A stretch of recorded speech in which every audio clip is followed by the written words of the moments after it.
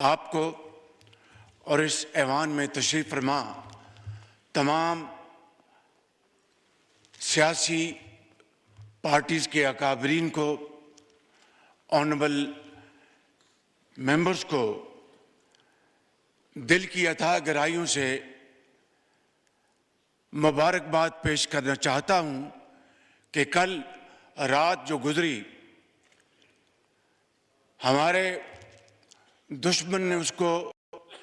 तारीक रात समझकर अंधेरे में माजी की तरह छुपकर पाकिस्तान के ऊपर हमला करने की नापाक कोशिश की,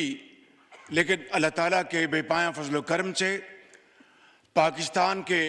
24 करोड़ अवाम की दुआओं से हमारी बहादुर और दलेर अफवाज पाकिस्तान ने हिंदुस्तान के इस मकरूह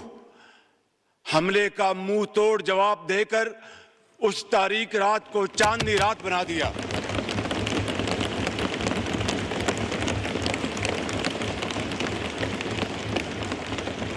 पाकिस्तान जिंदाबाद, पाकिस्तान जिंदाबाद, नारे तकबीर। जनाब स्पीकर, जनाब स्पीकर, इस हमले में कई हमारे पाकिस्तानी शहीद हो गए, जिनमें बच्चे, ख़वातीन और मर्द भी शामिल हैं। मैं आपकी खिदमत में गुजारिश करूंगा कि उन शोहदा के दर्जात अल्लाह ताला उनको बुलंद फरमाए, उनको जन्नतुल फिरदौस में जगह अता फरमाए। उनके हक में दुआ के लिए मैं अर्ज़ करूंगा। एहसन इकबाल साहब।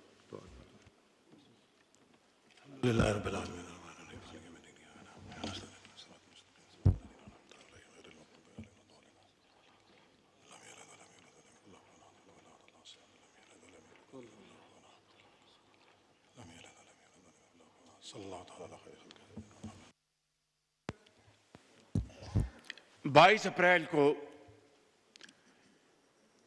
पहलगाम, जो मकबूजा कश्मीर में है और हिंदुस्तान के नाजायज कब्जे में है, वहां पर एक अफसोसनाक वाकया हुआ। मगर हिंदुस्तान ने आनन फानन 10 मिनट के अंदर FIR रजिस्टर की और उस पर उसके बाद हिंदुस्तान की मीडिया ने, हिंदुस्तान के सियासतदानों ने, एंकर्स ने पाकिस्तान के ऊपर बेजा इल्जामात की बौछार कर दी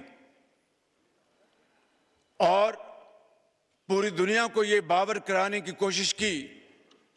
कि खुदा न खास्ता इस वाक़े में पाकिस्तान मुलव्वस है। जनाब स्पीकर, उससे कुछ ही अर्सा पहले, जिस तरह के आपको अच्छी तरह इल्म है, बलूचिस्तान में दहशतगर्दों ने ट्रेन हाईजैक की और इसमें BLA के साथ TTP और उनके बैकर्स हमायती हिंदुस्तान के साथ ताने बाने मिलते थे, जिसका नाकाबिले तरदीद सबूत हमारे पास मौजूद है। जनाब स्पीकर, दर्जनों लोग शहीद हुए, बेगुनाह लोग शहीद हुए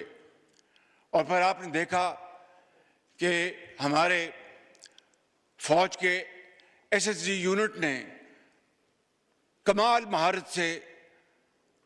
उन मासूम पाकिस्तानियों को उनकी जानें बचाईं और उनको महफूज मुकाम तक पहुंचाया। कुछ लोग जख्मी भी हुए, लेकिन जनाब स्पीकर, हिंदुस्तान को इस वाक़े की मजम्मत की तौफीक तो ना हुई, उन्होंने जिस तरीके से संगदिली के साथ इस वाक़े का मजाक उड़ाया, वो तारीख में हमेशा बदतरीन अल्फाज में याद रखा जाएगा। जनाब स्पीकर, इसके बाद जनाब स्पीकर, मेरी दुनिया के मुख्तलिफ ममालिक के सरबराहान से उनके अहम ओहदों पर फाइज लोगों के साथ, डिप्टी प्राइम मिनिस्टर की इनकी गुफ्तगू हुई। खुद मैं तुर्की गया था और उसी दिन it was a share coincidence कि उसी दिन यहाँ पर ये जो वाक़या हुआ पहलगाम में, उसकी हमें इत्तला अनकरा में मिली। हमारे बड़ी फौज के सिपा सलार जनरल सईद आसिफ मुनीर की उनके बरतानिया के जो हेड हैं फौज के, उनसे मुलाकात हुई और दूसरे ममालिक के साथ, और मैंने काकूल में वाशगाफ अल्फाज में कहा कि पाकिस्तान का इस वाक़े के साथ दूर दूर तक कोई ताल्लुक नहीं है, और अगर किसी को शक है तो मैंने कहा कि हम एक इंटरनेशनल कमीशन बनाने की ऑफर करते हैं जो कि इंतहाई शफाफ तरीके से, इंतहाई क्रेडिबल तरीके से इस वाक़े की तहकीक करे। पाकिस्तान इस कमीशन के साथ पूरी तरह ताउन करेगा और फिर दूध का दूध और पानी का पानी होगा। लेकिन जनाब स्पीकर, कल तक हिंदुस्तान ने हमारी इस ऑफर को कबूल नहीं किया, बल्कि एक ऐसा दोस्त मुल्क जिसने इस पेशकश की भरपूर तायद की, उसको हिंदुस्तान ने उनके सफीर को बुलाकर डिमाश किया। जनाब स्पीकर, इन हालात में ये जो पिछले दिन गुजरे हैं, हर रोज इत्तला मिलती थी कि आज हिंदुस्तान के जहाज आएंगे और वो पाकिस्तान पर हमलावर होंगे। मैं आपको अल्लाह ताला के फजल करम से और दिल की अथाह गहराइयों से आपको और आपकी तोसर से पूरे इस मोअज़्ज़िज़ ऐवान को और पाकिस्तान के 24 करोड़ अवाम को मुबारकबाद पेश करना चाहता हूं कि हमारी अफवाज पाकिस्तान 24 घंटे तैयार थी कि कब दुश्मन के जहाज उड़े, कब उनको हम उठा के समंदर में फेंक दें।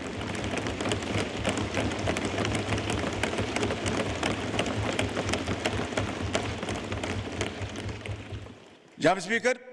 आज से 5 दिन पहले हिंदुस्तान ने वो राफेल जहाज खरीदे हैं, उस पर बड़ा नाज करता है, लेकिन जनाब स्पीकर, नाज नहीं किया जाता। अल्लाह ताला को उससे हर वक्त डर के दिन रात मेहनत करनी पड़ती है, खौफ खुदा के साथ, इंतहाई आजी के साथ, मगर बड़े कॉन्फिडेंस के साथ दुश्मन का मुकाबला किया जाता है। आज से चंद दिन पहले उनके राफेल जहाज कॉम्बैट फॉर्म में उड़े, वहां से हमारी अफवाज एयरफोर्स हम वक्त तैयार थी। जो ही वहां से उड़े, जनाब स्पीकर, मैं इस ऐवान में आपकी तोसत से अपने जो हमारे एयर चीफ जहीर बाबर, उनको अपनी तरफ से, आपकी तरफ से, ऐवान की तरफ से और पाकिस्तान के 24 करोड़ अवाम की तरफ से मैं सलाम पेश करता हूं कि उन्होंने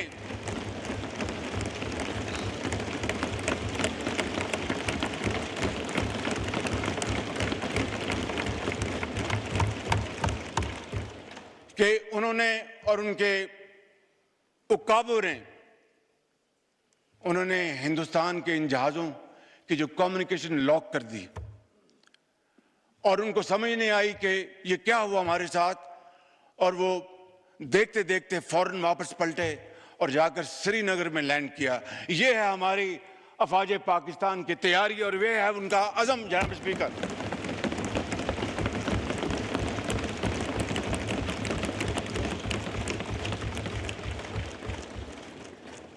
कल रात को, और ये नहीं कि हमें खबरें नहीं मिल रही थी, लम्हा भर लम्हा खबरें मिल रही थी कि हिंदुस्तान के क्या उनके मज़मूम अज़ाइम हैं और क्या उनके नापाक प्लान्स हैं। कल रात को जनाब स्पीकर, हिंदुस्तान ने पूरी तैयारी के साथ, और कोई उनके ऑल टोल्ड 80 जहाज इस हमले में शरीक थे, और उन्होंने पाकिस्तान में 6 जगहों पर, 6 शहरों पर हमला किया, जिसमें आज़ाद कश्मीर के 2 इलाके, जिसमें भावलपुर, जिसमें शेखुपुरा, जिसमें सियालकोट। इन इलाकों पर जनाब स्पीकर जी, शकरगढ़ जी, उसमें शकरगढ़, इन इलाकों में जनाब स्पीकर हिंदुस्तान के तैयारों ने हमला किया, और पाकिस्तान के उकाब मुकम्मल तौर पर तैयारी में थे, और हमारे जहाज़ों ने पाकिस्तान की सरहदों को अबूर नहीं किया। जनाब स्पीकर, जो ही हिंदुस्तान के जहाज़ों ने पेलोड उन्होंने रिलीज किया, हमारे उकाब झपटे और आनन फानन 5 जहाज, जिनमें 3 राफेल, उनको मार कराया और उनको ऊंधे मुंह वो कश्मीर पर जाकर गिरे, बठिंडा में जाके गिरे।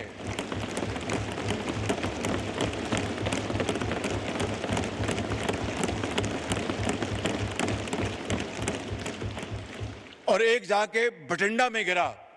और बठिंडा बड़ा एक मशहूर ज़माना कह लें या बदनाम ज़माना शहर है, तो वहाँ पे जाके गिरा और 2 ड्रोन गिराए। जनाब स्पीकर, इससे बड़ी अल्लाह ताला के फज़ल करम से इस मौजूद ऐवान को, पाकिस्तान के 24 करोड़ अवाम को, आपको इससे बड़ी इज़्ज़त नहीं मिल सकती। इसके लिए हम जितना भी अल्लाह ताला के हजूर सजदा रेज़ होंगे, हम उसका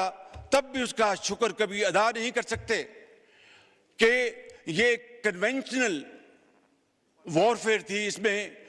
न्यूक्लियर दूर दूर तक उसका कोई नामो निशान नहीं था। और जो कहते थे कि हिंदुस्तान ने पाकिस्तान को कन्वेंशनल वॉरफेयर में बहुत पीछे छोड़ दिया है, कल रात को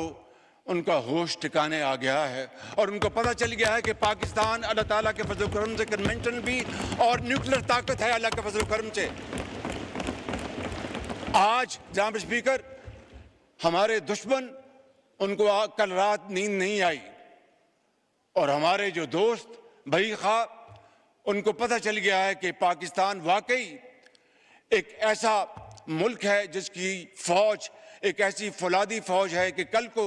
खुदा ना खास्ता उनके ऊपर बुरा वक्त आया तो वो पाकिस्तान की तरफ मदद के लिए वो देखेंगे और दरख्वास्त करेंगे। इससे बड़ी जनाब स्पीकर पाकिस्तान को और कोई इज्जत नहीं मिल सकती। जनाब स्पीकर,